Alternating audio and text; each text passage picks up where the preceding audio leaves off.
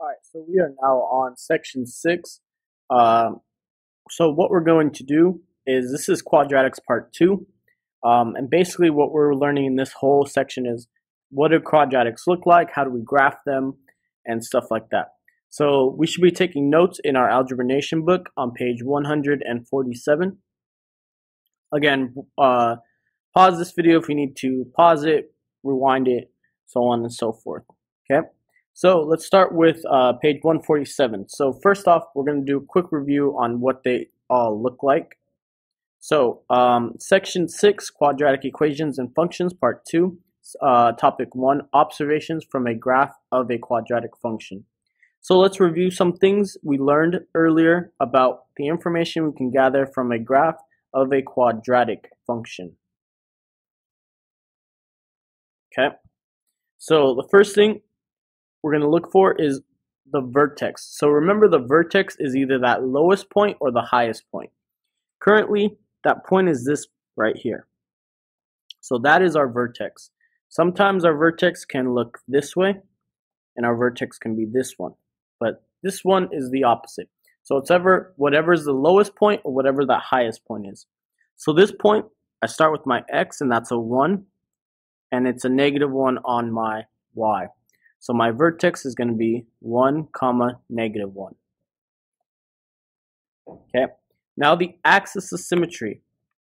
Now the axis of symmetry is just that line that splits the graph in half. Okay, so it's the line that splits the graph in half. It's also going to be the vertex, whatever the x value for the vertex is. So the x value for the vertex is 1. So my axis of symmetry is 1. Okay, so this is the vertex.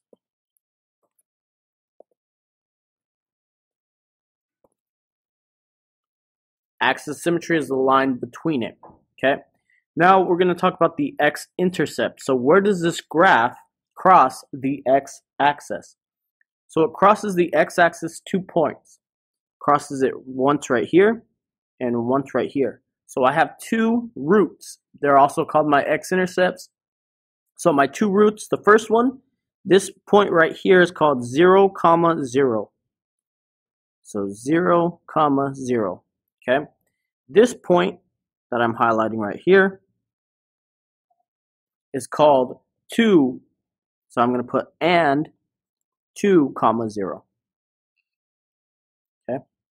Last one is called the y-intercept. So where does this graph cross the y-axis? And well, the x and the y share the same intercepts. So this point right here is 0, 0. Okay? Okay. Go ahead and try this one on your own. I'm going to start off. If you want, you can pause it and then see if you're right, and then press play after you're done. So let's start with the vertex. The vertex, this time, this is the vertex.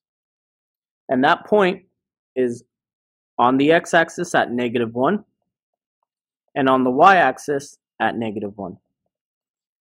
Okay, so it's -1, -1. So that is my vertex. So let's do the axis of symmetry. So remember, the axis of symmetry is just going to be the x value. The x value here is -1. Okay. Now, where does this graph cross the x-axis? Now, as you can see, the whole x-axis, there is nothing that hits it. So this x-intercept, there is nothing. So I would write none. Because if you look at the x graph, x-axis, there is nothing that crosses it. What about the y-intercept? Where does this cross the y-axis? Crosses it right here. And that point is going to be 0, -2. Okay? That point is called 0, -2. Okay? So a quick review about what everything is. Let's move on to the next question. So let's practice. The graph shows the height of a rocket from the time it was launched from the ground. Use the graph to answer the questions below. So first off, it's asking, what is the y-intercept? So where does this cross the y-axis? Well, this right here is my y-intercept. And that point is 0, comma 0. So that was easy. Okay. Now, what does this represent? So what does this point represent? Well, we're talking about a rocket. So if this is the first point, wouldn't that mean that's where the rocket started? Okay. So this is where the rocket starts. And we're talking about a launch. So where the rocket starts its launch. Okay. All right. Let's move on to letter C. So letter C says, what is the x-intercept? So you got to look back at that graph, and that x-intercept, where does it cross the x-axis? Well, it crosses the x-axis in two spots. It crosses it at 0, 0, and it crosses it at 12, comma 0. So those are my two. 0, 0, and 12, comma 0. Okay. Now, what do these x-intercepts represent? So the first one, 0, 0, is where it started. So the time it was launched. And what would 12, comma 0 represent? Well, it's the last point on the graph, so it would be where it landed or where it hit the ground. So the time it was launched and the time it hit the ground. All right, let's move on to E. What is the maximum height of the rocket? So basically what it's asking is, what is the highest point on this graph? So the highest point is this right here, 6, comma 625. So the highest, the maximum point is 6, comma 625. Okay, and then it asks, when will the rocket reach its maximum height? So at what time does it hit the maximum height? So it hits it at 6 seconds. So if you draw your line,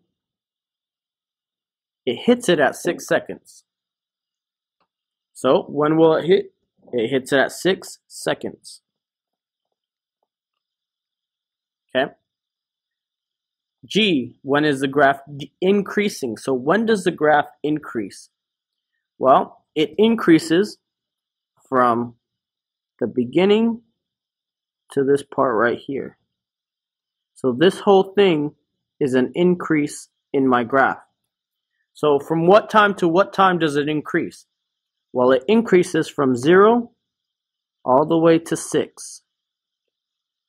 From 0 to 6. So I would write that like this. So my graph would have to be 0, has to be greater than, so x has to be greater than, and 6. So my x has to be from 0 to 6. It's a range. Okay? And now when would it decrease? So when would my graph decrease? When does it start falling? When does the rocket start to fall? Well, if I look at my graph here, from here down to here is when it starts to fall. So this whole thing is 6 all the way to 12. So how would I write that? Well, I would do the same thing I just did, except different numbers. So it starts at 6 this time, and it ends at 12. All right. Now, what is the domain of the graph? So basically what it's asking is, what are my x's? What numbers are all of my x's? Well, all of the x's go from 0 to 12.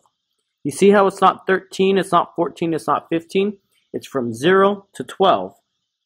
So my x's are from 0 to 12. Okay, the lowest to the highest. Now it says, what is my range? Well, range stands for what are my y's. So domains are x's, my ranges are y's. So what is my lowest range to my highest range? Well, the highest one is 625. Okay, and the lowest one is 0. So it's 0 to 625. So 0 to 625. Okay, and that's it. Let's move on to the next part. The next part says, we can also use the graph to write the equation of the quadratic formula. So recall the standard form of a quadratic formula, or equation, I'm sorry. Remember, it is ax squared plus bx plus c. So a is always attached to the x squared, b is always attached to the x, and c is always attached to nothing. Okay? There is another form of the quadratic equation called the vertex form. Okay? And that is f of x equals a parentheses x minus h squared plus k. Okay? H and k is the vertex of the graph. So this will be an ordered pair. H of k is going to be an ordered pair, and whatever that point is, that vertex, you're going to put that for your h, and you're going to put that for the k. So remember, this is my x and this is my y for my ordered pair. Okay? A determines if the graph opens up or is down. So remember, this and this. So these are going to be a smiley face, so it's a positive graph. These are going to be negative. So my A would be positive for a smiley. My A would be negative for a frowny face. Okay. A also determines if the parabola is vertically compressed or stretched. So if it's a smaller U versus a wider U. That's what it's talking about. Okay.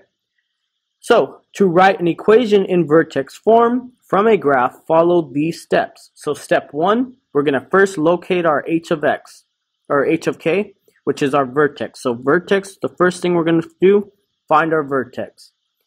And the coordinates of another point on the graph. So then find one other point. So I'm going to find the vertex, and then I'm going to find another point.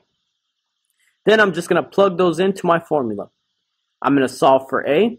And then last, I'm going to substitute h of k and a into vertex form. So please pay attention to these 3 steps. We're going to refer back to them, and we're going to do a problem together. Okay? Problem number 2. Recall our graph from exercise 1. So the first thing we're going to do again, step 1 is to find our vertex.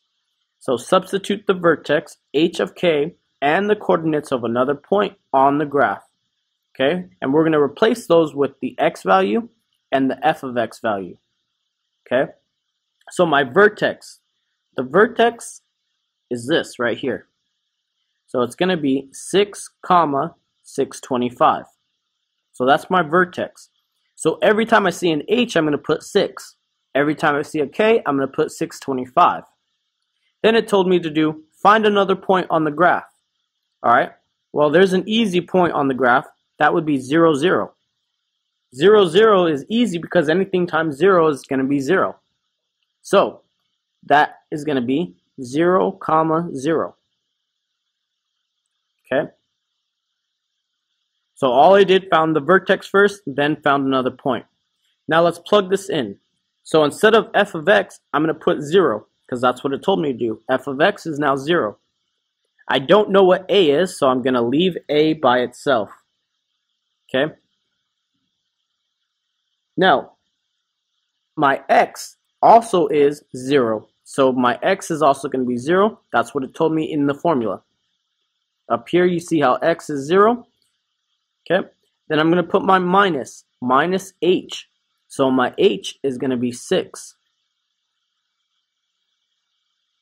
I'm going to put my squared and my k. My k is going to be 625. So all that I did was I followed this step. Okay, now let's go ahead and let's solve for a. So I can't do anything with the a over here, but 0 minus 6 is still negative 6. So I have negative 6 times negative 6 is going to be 36. So all that I did was a 0 minus 6. 0 minus 6 is negative 6. And negative 6 squared is 36. Okay? And I'm going to leave that in parentheses. I'm going to put this over here. Plus 625 equals 0. Let's move this 625. So I'm going to subtract 625 to both sides, because I'm trying to get a by itself. So I now have negative 625 equals a times 36. Now how do I get rid of that 36? If they're multiplying, the inverse is division. So divide by 36. These 36 cross out, and your answer is going to be a equals 625 divided by 36. That will give you a decimal, and it'll be a decimal of negative 17.36. Okay, so that was A. Part B says to write the function of the graph in vertex form. So now all I need to do is plug in all my numbers. Only thing I'm going to replace is I'm going to replace that 6. I'm going to replace the A with 17.36 negative. So I'm going to keep the f of x the same, so don't touch that. I'm going to replace the A with now negative 17.36. I'm going to keep the x, don't move that x. My h is going to remain 6, and my k is going to remain 625. So this is what we are looking for. Okay?